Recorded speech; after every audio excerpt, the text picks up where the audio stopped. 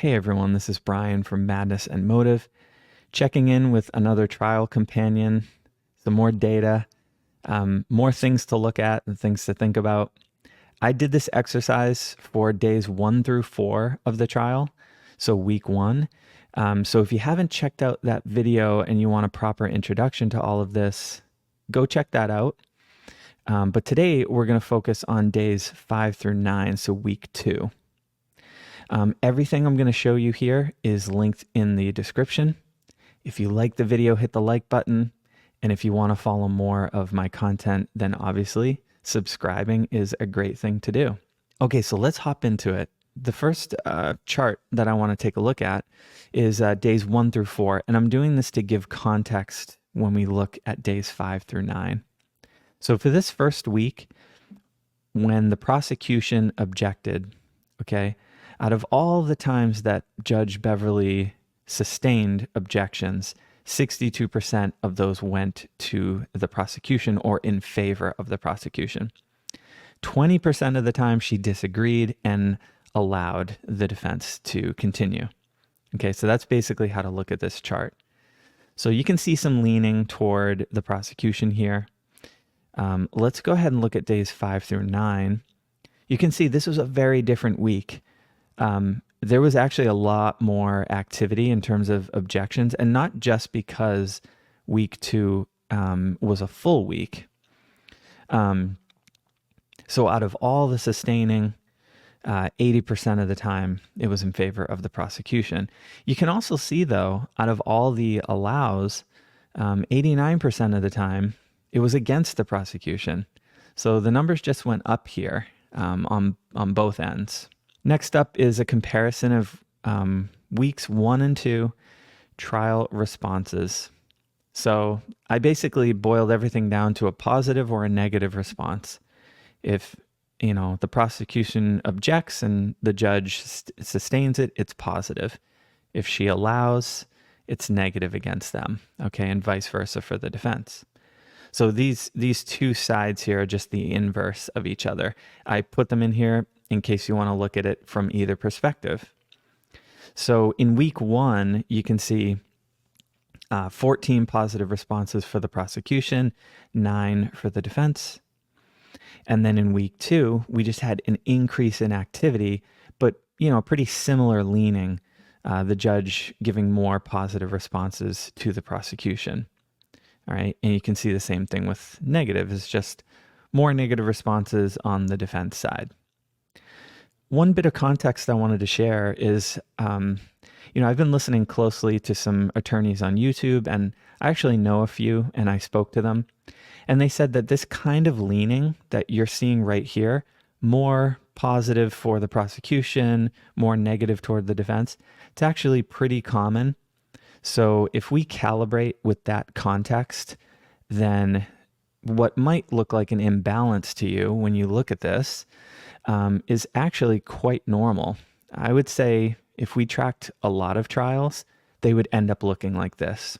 I'm not saying that there's, no problems with the judge or this trial is, perfect or completely fair. But if you're looking to make the argument that there is a problem and things are unfair, I don't think this is a data point that you would want to be using. I don't think it really supports that argument, just based on the context that I've been, fielding. Okay.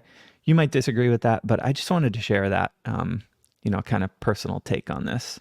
The other thing I'm tracking are sidebars. So this is a look at basically the first 2 weeks of the trial. And I hope I mentioned this at the beginning of the video, but everything I'm showing you is linked in the description. You can click on it and visit it. One reason it's good to do that is because these are, somewhat interactive. So you can hover over things and, kind of see it a little bit easier. But anyways, yeah, you can definitely see a lot more sidebars on day 5. And let me just look at my notes because I believe, yeah, this was a busy one for sidebars. This day involved Gallagher, Good, and Lank, and they are all from the Canton PD. So just kind of wanted to provide that extra information. There was definitely a lot of sidebar conversations happening with those witnesses. I'm really eager to see this third week that just happened on this chart. So that would be days 10 through 14, because I got a feel for a lot more sidebars. Maybe I'm wrong, and that's why I love charting things out, because often I find I am. Often I find the way you feel during trial and when you actually look at the numbers, there's a difference there, which I think is very interesting and actually quite important. But I just had this feeling like, wow, there's a lot of sidebars happening this week. And so I'm really excited to gather that data, chart it out, and see, if there's an increase. This is a new chart that I did not have in my original days 1 through 4 video. This is time on stand per witness, and it's in minutes. Yeah, this I think is really interesting to see because you can see the breakdown, how much time they spent with each side, and of course their total. And this can sometimes surprise you. We'll talk about that in a second. Here you see Seraph, getting almost 90 minutes on the stand.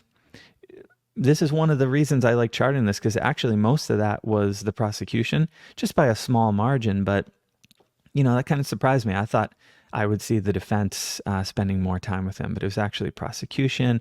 Some of that could be because the prosecution might have gone up and done some rehabilitation. You can see Flammati, tons of time on the stand, at least relative to all the other witnesses in the first week. But once again, you can see most of that is the prosecution. So they were the ones that really wanted to dig into his testimony. And you can see Katie here, Katie McLaughlin. She's got almost 100 minutes on the stand, most of that from the defense. We know that there was quite a tussle over this comment that she's just acquaintances with Caitlin Albert. So I think they really stuck around and dug in on that, and that added some time. Yeah, everyone else pretty straightforward here.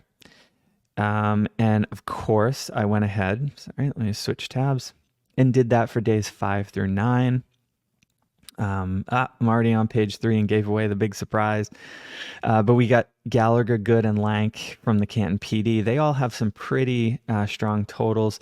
This, by the way, I should have said this column is a heat map. So the darker the color, the more time on stand. It's just, method of helping you see things better. So yeah, we got those 3 officers, which with some pretty decent time on stand. The witnesses midweek, not quite as much, but then toward the end of the week, we had Chris and Julie Albert, quite a lot of time, mostly from the defense, really leaning into them. Nicole Albert actually had quite a bit, and then of course, far and away, Brian Albert. They really, both sides, honestly, but mostly the defense, kept him up there and really dug in deep on a number of issues. And then I've got a time on stand leaderboard for the first 2 weeks of trial. And I've sorted it by, from most to least. And you can see Brian Albert far and away at the top. Then we've got the Canton PD officers and Chris Albert here with 116. I think Nicole Albert had 116 as well. But I just wanted to kind of keep this to the top 5. And I'm going to continue to build this as the weeks go by. Okay, and then we get to negative recall frequency. If you saw my first video, you know what this is. If you didn't, it's basically statements like, I don't recall, I don't remember, etc. Negative recall. And I did it again. I had it on page 3, ruined the surprise. But here we have Lank coming in.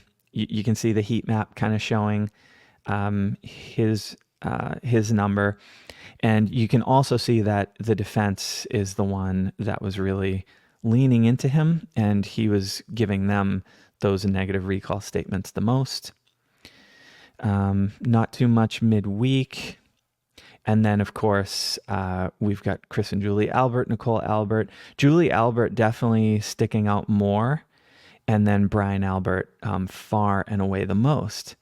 Here's another moment I wanted to take, maybe to just check in on context. As I was talking about when we were looking at the positive and negative leanings of the judge, you can see an imbalance, but it can be totally normal.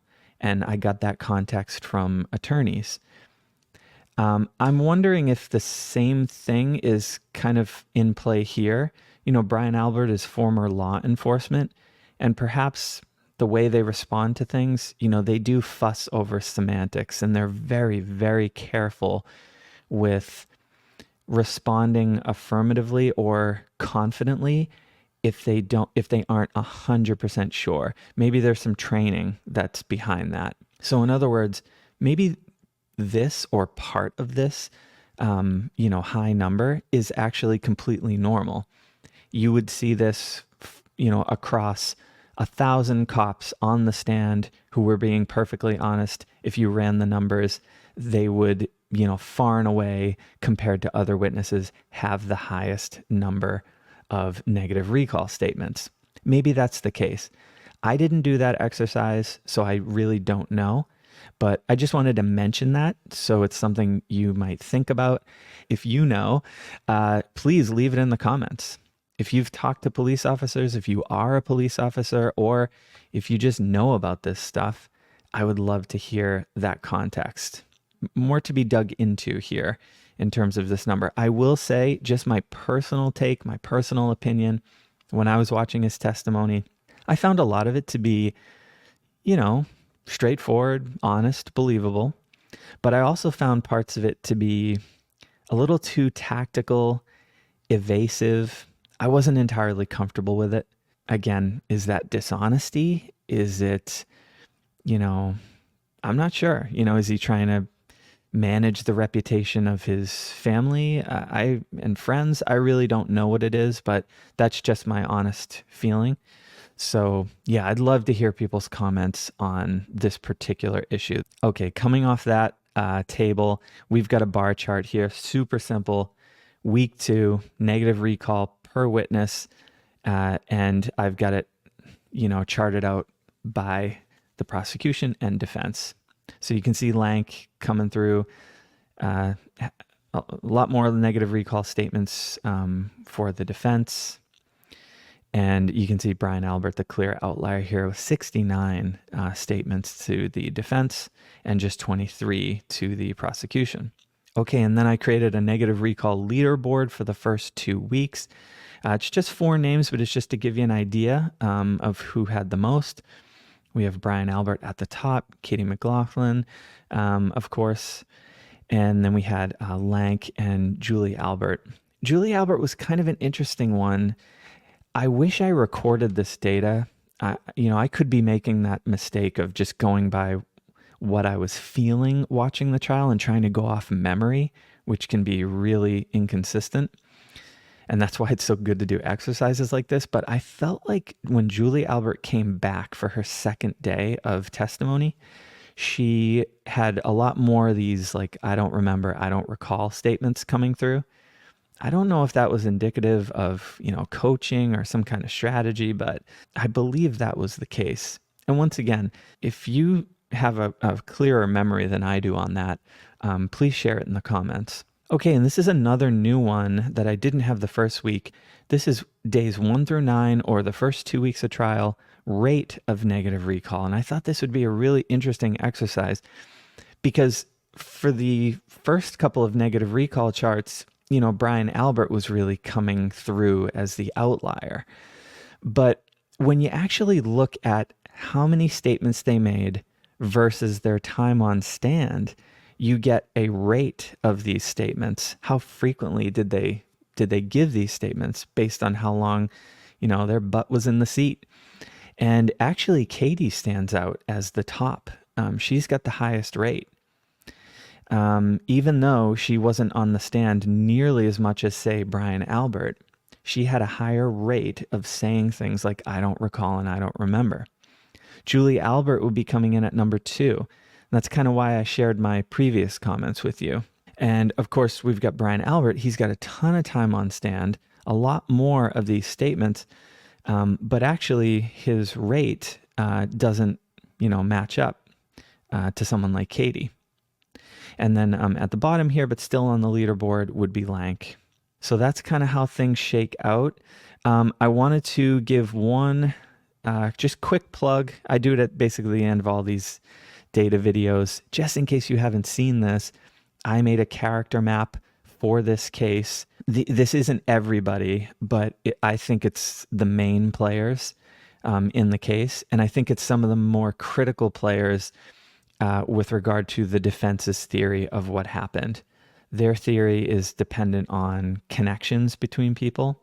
And this character map is going to help you see those. So all you have to do, it's linked in the description. Just click on the link, go here, download it. It's going to be a PNG image, I believe, and you'll have it at the ready when you're watching trial, listening to a podcast, or reading an article. I hope you found that interesting. I am really looking forward to the comments. And if you liked the video, like it. If you want to see more, subscribe. And I hope you had a great Mother's Day. I hope you are having a great weekend. And we will all look forward to watching the 4th week of the trial with an intense Tuesday to kick things off. I will be right there with you watching and following along. I'm going to try to catch up. I'm going to try to knock out week 3 data this week. And hopefully I can catch up to the trial. So at the end of every week, when people are done watching and they have to, bite their nails over the weekend and wait for the next week of trial to start, I can come in with a video just to check in with everybody, reflect on the last week, and decompress a little bit as we prep for the upcoming week. So thanks for watching, everyone, and I hope you're well.